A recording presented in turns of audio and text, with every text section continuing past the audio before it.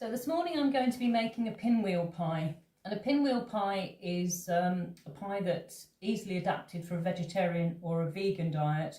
Works really well on its own as a supper dish or a light lunch dish, but also pairs with meat really well, so a crispy smoky bacon or pork chop, something like that.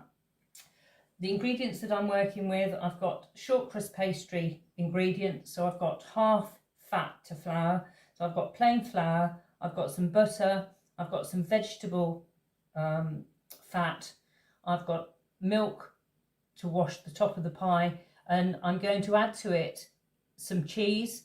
So I've got 4 ounces of mature cheddar cheese, a little parmesan to grate on the top of the pie, and then for my filling I've got English mustard powder, salt and pepper, some nutmeg and celeriac.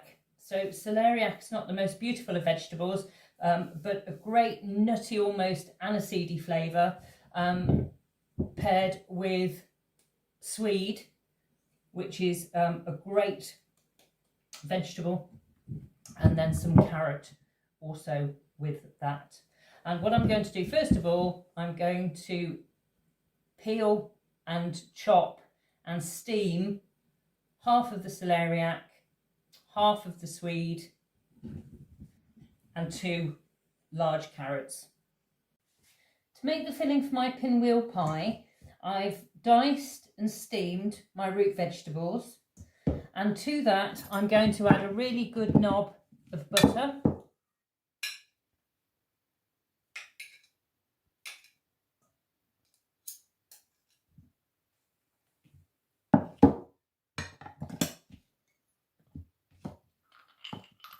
I'm going to grate in some nutmeg, and nutmeg goes really well with these flavours, and this obviously is to taste.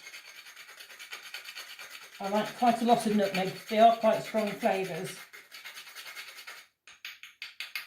I'm also going to add salt,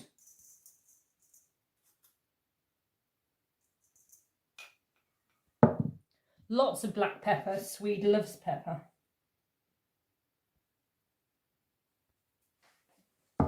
And then I'm going to mash all of the ingredients together.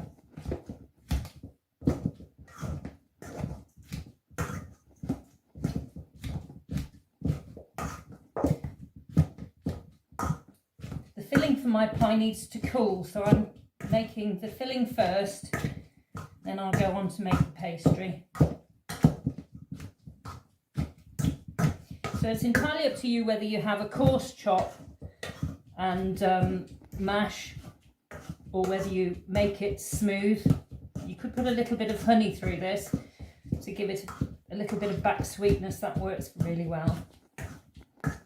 I'm going to keep my filling quite coarse because I like to be able to see the different root veg within the pie. I'm going to taste it just to check for seasoning. That's fine. So I'm going to put that to one side to cool and come back to it once I've made my pastry. So I'm now going to make my pastry for the pie. Earlier on I got my flour and my fat, so that's 4 ounces of butter, 2 ounces of vegetable fat and 12 ounces of plain flour to breadcrumb stage. To that, I'm going to add some salt,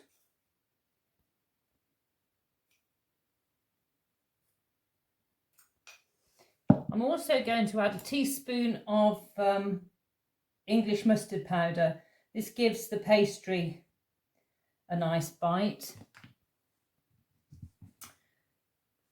To those dry ingredients, I'm going to add 4 ounces of grated mature cheddar cheese. You want something that you can taste. A mild cheese isn't as good for this. And I'm going to very gently combine the ingredients together, bearing in mind that pastry likes cold ingredients. The water has been in the fridge, as has the fat and the cheese. So I'm not going to handle this too much. So those dry ingredients are combined nicely now. And then I'm going to cut in my water. So add your water a little bit at a time.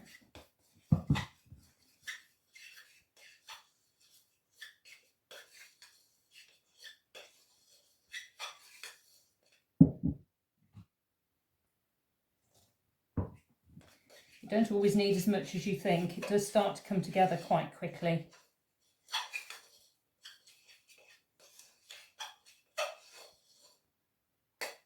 I like a round round bladed knife for pastry. Just a little spot more. Don't want too much water to make it tough.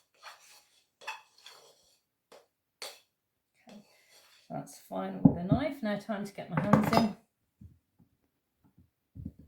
You don't want to overwork the pastry. You just want to bring it together so that you've got a clean bowl.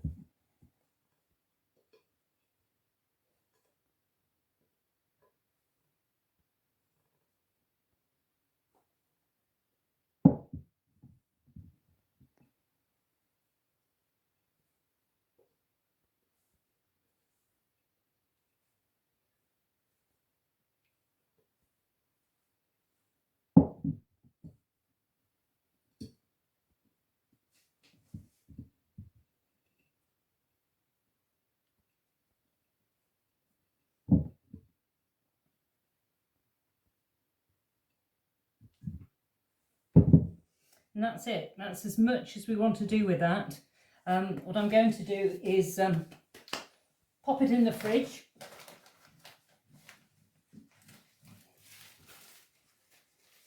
For about half an hour. So you want to let that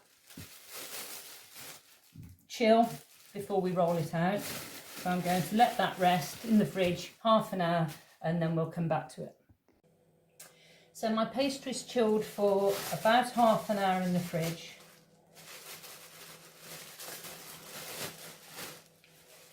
I'm going to dust my board with a little bit of flour and also my rolling pin. And I'm going to divide the pastry into approximately 2/3 and 1/3. You want more for the base than you do for the top on this recipe. And I'm going to put the one to one side. Then I'm gently going to roll out my pastry. This is quite short, this pastry. Try not to move it around on the board too much.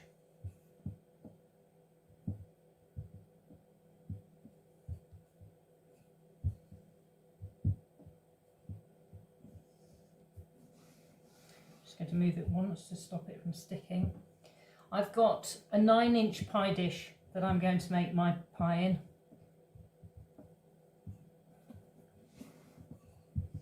I don't want the crust to be too thick, so again about the depth of a pound coin we're looking for.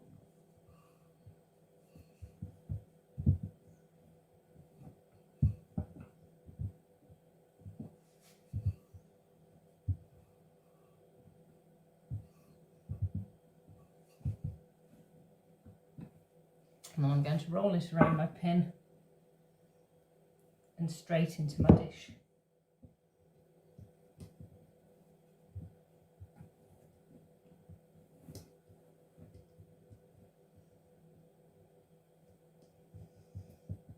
I'm leaving a pastry overhang and I'll trim that once the pie has been filled and lidded. So that's my pie crust. Let's go to the fridge and get the filling.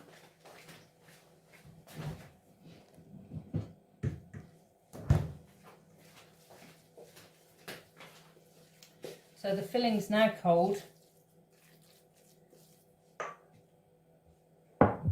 And you can afford to heap, although we're putting pastry on the top, you can afford to heap this into the pie because it will cook down.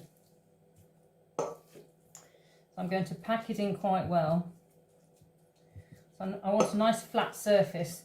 I don't want a dome on the filling. and the reason will become clear.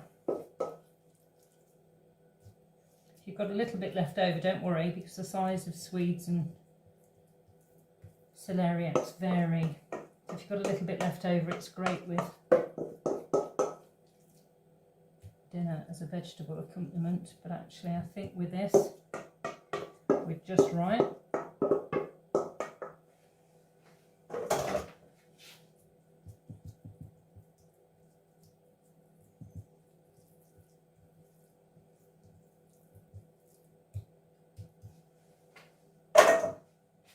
And that's packed well down there. I'm going to put that to one side. And now I'm going to make my topping.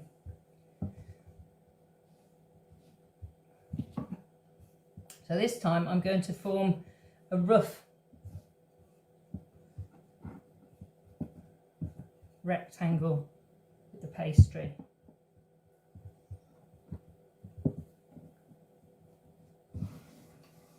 Keep it moving so that it doesn't stick to the board.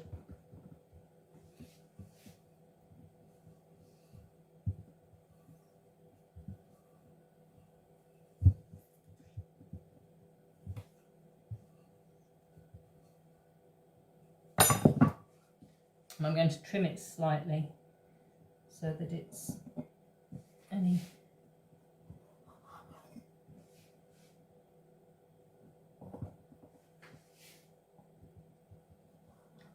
and again roughly the same thickness as the base.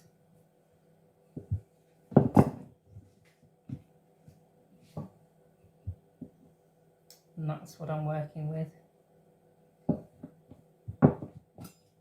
And then with the sharp knife, I'm going to cut strips about 1/2 inch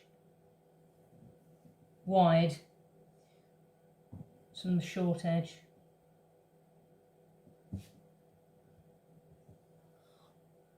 And I'll get 1, 2,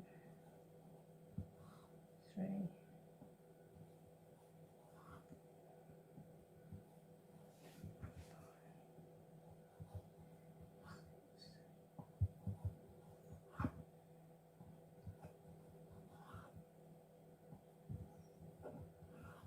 I'm going to start with 10.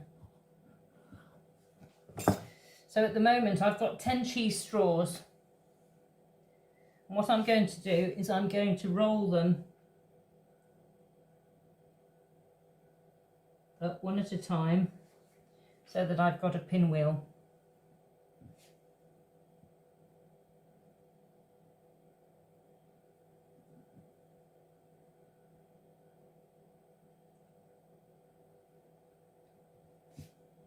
When this cooks, the top of the pastry is nice and crispy, and then you've got a nice fluffy base below, a bit like a cobbler.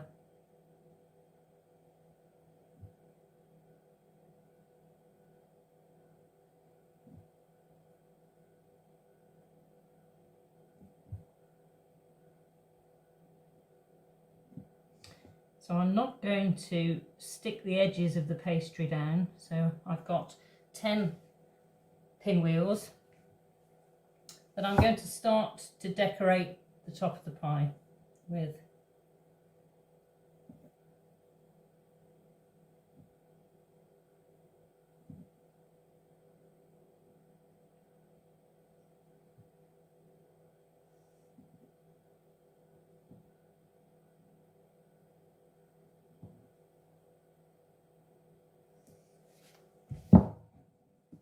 I'm going to do one, probably 2 more for the top of that pie. It does depend on the size of the dish that you're using.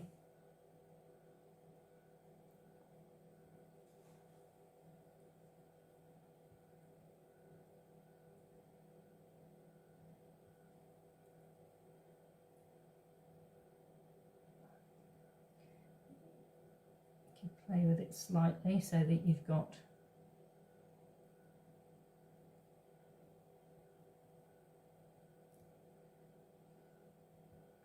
a nice design.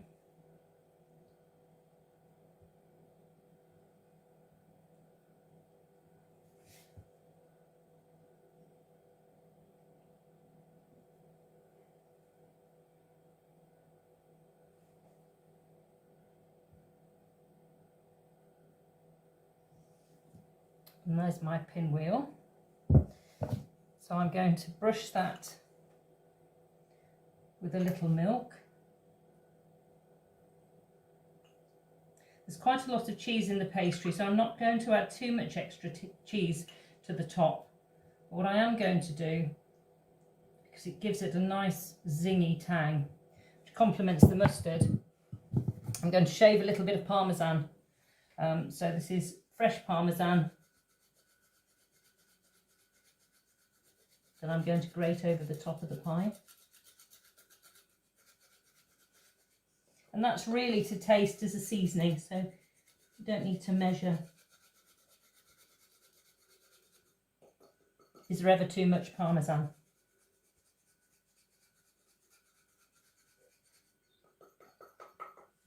The other thing I'm going to do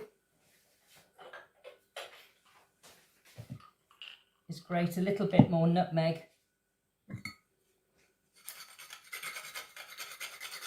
onto the pastry.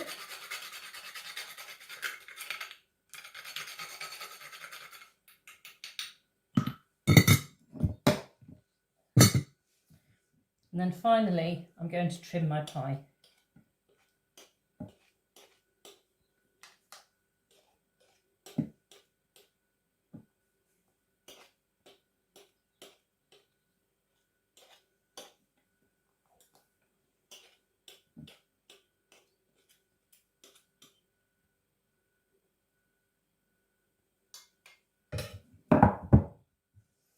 I'll just get a fork.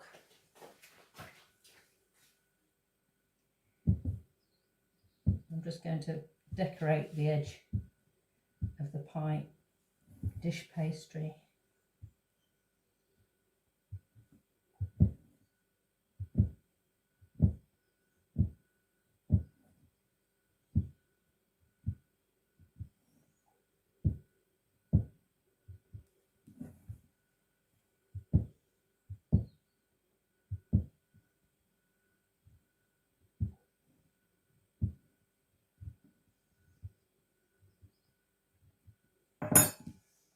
Yeah.